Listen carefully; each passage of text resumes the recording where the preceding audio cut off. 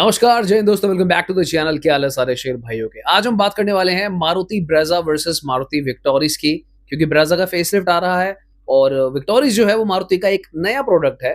तो लोग काफी ज्यादा कंफ्यूज है कि इन दोनों में से हमें कौन सी गाड़ी लेनी चाहिए। तो आज आपके सारे डाउट्स जो है वो मैं खत्म कर दूंगा। 50-100 वीडियो इंटरनेट पे जाके देखने की जरूरत नहीं है।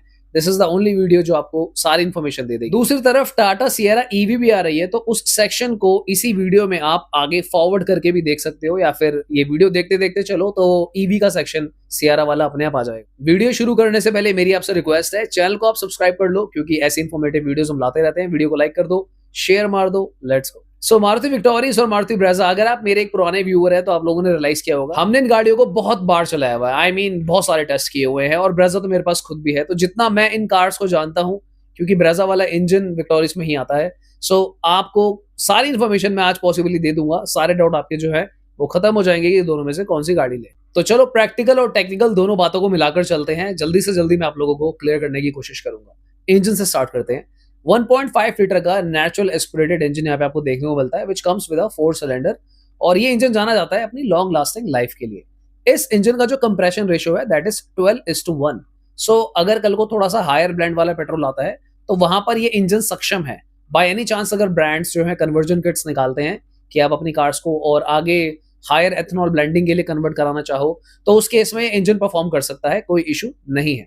सो बेसिकली इंजन के अंदर कैपेबिलिटी है कि अगर तमीज से चलाया जाए तो 2.5 लाख किलोमीटर तक भी आराम से चलाया जा सकता है, और गाड़ी की रीसेल वैल्यू भी इसी तरीके से बनती है।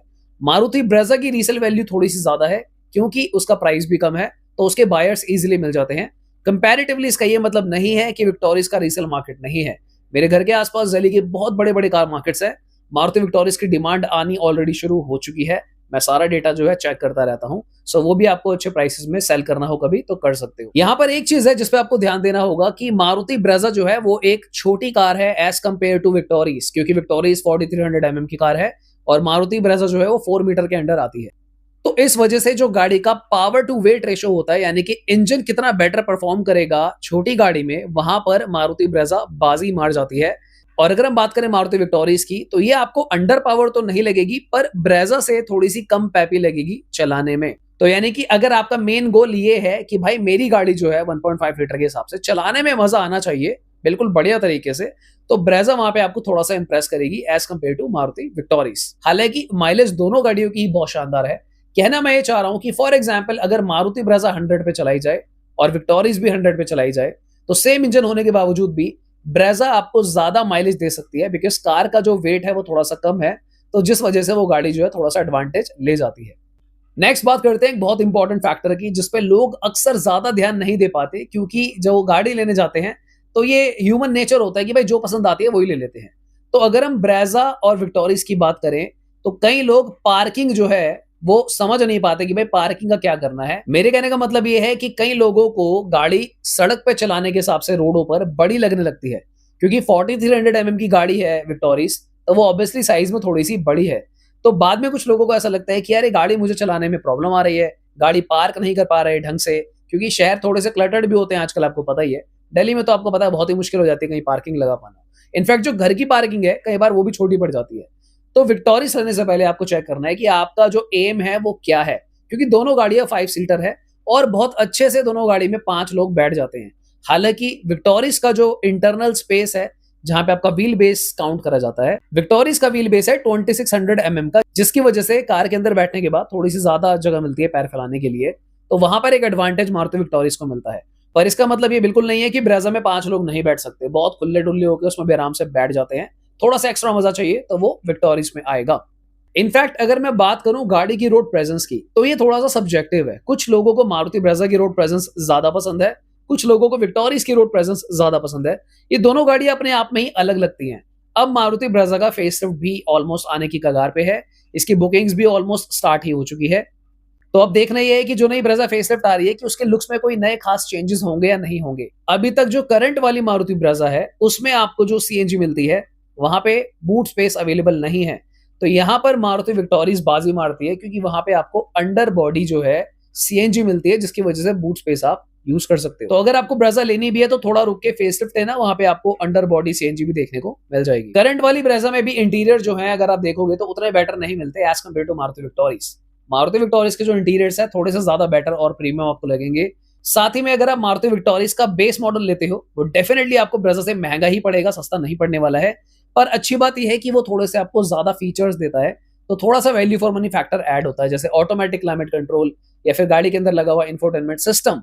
तो बेसिकली विक्टोरियस लेने का मतलब ये हो जाता है कि आप गाड़ी खरीदिए और चलाना शुरू कर दीजिए, आपको कुछ भी नहीं कराना। कंपैरेटिवली मारुति ब्रेजा का जो बेस मॉडल है उसके अंदर आपको थोड़ा सा काम करवाना पड़ेगा इंटीरियर्स के ऊपर, या फिर आप अपर वेरिएंट लीजिए VXI के जैसा। मेरी सलाह में तो देखो, अगर मारुति ब्रेजा फेसलिफ्ट अभी भी E20 ही आती है तो मैं तो यही बोलूंगा कि आप अपने पैसे बचाना, क्योंकि करंट वाली ब्रेजा जो अभी चल रही है उस पर डिस्काउंट आएगा, तो आप प्रीवियस जनरेशन की ब्रेजा भी ले सकते हो, इतना कोई बड़ी बात नहीं है। वो भी मुझे लगता है एक सही डील ही रहेगी, क्योंकि आने वाले दिनों में पता नहीं फ्यूल्स का क्या होगा, तो एटलीस्ट ये रहेगा कि आपने शुरू में तो पैसे बचाए, कुछ तो बचाओ कहीं पे। नेक्स्ट आ जाता है ग्राउंड क्लियरेंस और बूट फैक्टर। अगर मैं बूट स्पेस की बात करूं तो डेफिनेटली मारुति विक्टोरियस का बूट स्पेस ज्यादा है, तो अगर आप ज्यादा सामान लेकर ट्रैवल करना पसंद करते हैं तो victorious can be a better choice. अगर मैं ग्राउंड क्लियरेंस की बात करूं, दोनों गाड़ियों की जो ग्राउंड क्लियरेंस है बहुत आइडेंटिकल सी ही है और बढ़िया है। दोनों गाड़ी चलाने में आपको कोई ज्यादा इतना इशू नहीं आता है। शहरों के हिसाब से ब्रेजा की ग्राउंड क्लियरेंस और विक्टोरियस की इट्स क्वाइट लॉजिकल। हालांकि यहाँ पे मैं एक बात बोलकर चलना चाहूंगा कि अब जो मारुति ब्रेजा फेसलिफ्ट आएगा उसके अंदर टर्बो इंजन आने की पॉसिबिलिटी है, तो आई हाईली रिकमेंड कि थोड़ा सा आप रुक सकते हो, और आने वाले दिनों में मैं उसके बारे में भी बात करूंगा कि क्या है क्या नहीं है।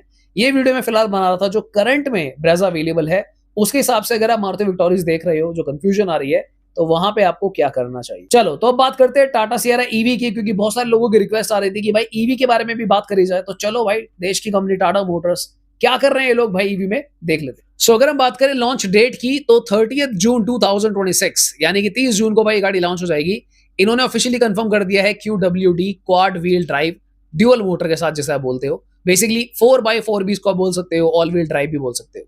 हालांकि ये पहली बार नहीं है जब ये लोग ईवी में 4x4 लेकर आ रहे हैं, ये ऑलरेडी टाटा हैरियर ईवी में भी दे चुके हैं एंड सक्सेसफुली काम कर रहा है वो। सो इसका जो लेटेस्ट टीजर आया था वहां पे टाटा सियारा जो है ड्राइव हो रही है डेजर्ट में, सैंड्स में, डून्स में, और आपको दिख रहा होगा कि क्वाड व्हील ड्राइव QWD की बैजिंग यहाँ पे लगी हुई है और काफी बढ़िया लग रही है भाई टाटा सियारा ईवी देखने में। सो मुझे तो ऐसा लग रहा है कि ये लोग देखो CNG पे भी काम कर रहे हैं। वो वीडियो अगर आपने मेरी नहीं देखी तो देख लेना, CNG फ्लेक्स फ्यूल ईवी। तो टाटा सियारा लग रहा है भाई कि अब ये 7,000 का बेड़ियां तोड़ के 10 से 12,000 की रेंज में बहुत जल्दी आपको बिकती हुई नजर आएगी। टाटा सियारा ईवी का जो ट्रैक्शन है ये काफी इंप्रूव हुआ है, स्टेबिलिटी बहुत इंप्रूव हो जाएगी इस मोड के साथ। तो लूज सरफेस हो या फिर सैंड हो, मजा आएगा चलाने में। अगर हम बैटरी पैक की बात करें so it could be 75 kilowatt, तो बहुत जबरदस्त रेंज आपको मिलेगी, which will be close to 500 to 600 kilometres. देखना है कि क्या आता है। इस गाड़ी में जो टॉर्क मिलेगा that will be 500 newton metre torque, that's crazy मेरे भाई। और अगर मैं BHP की बात करूं तो वो भी काफी ज्यादा शानदार आपको देखने को मिलने वाली है। लास्ट जो मैंने चेक किया था अबाउट 145 BHP मिलेगा, तो देखते हैं ऑफिशियली जब ये लॉन्च होगी तो कितना आता है निकल के। अगर हम एक्सपेक्टेड फीचर्स की बात करें तो ट्रिपल स्क्रीन डैशबोर्ड आपको देखने को मिलेगा, JBL के speakers with Dolby Atmos, panoramic sunroof, dual zone climate control, power tailgate, ADAS level 2, और साथ ही में आपको मिलेगा ARHUD यानी कि हेड्स अप डिस्प्ले। सो अगर आपका बजट सही है, आप एक अमीर आदमी हो, तो भाई ये बहुत सही लाइफस्टाइल SUV है। जीवन के आप मजे लो, टाटा सियारा ईवी खरीदो। And I believe this is one of the promising EV you can buy in India right now, because Harrier EV के बाद सियारा ईवी देखना विल बी रियली क्रेजी। अभी तक जो उसके स्पेक्स आए हैं बहुत एक्साइटेड हूं मैं, लेट्स सी जब ये लोग लॉन्च करते हैं तो वहां पे क्या होता है। ऑलराइट, तो फिर आज की वीडियो के लिए इतना ही। सब्सक्राइब तो करा नहीं होगा, शर्म कर लो थोड़ी सी, मेरे भाई हो, मेरी बहन हो, मेरे मित्र हो, प्लीज भाई सब्सक्राइब कर लो। तो फिर आज के लिए इतना ही, मिलते दोबारा किसी और दिन। Bye bye.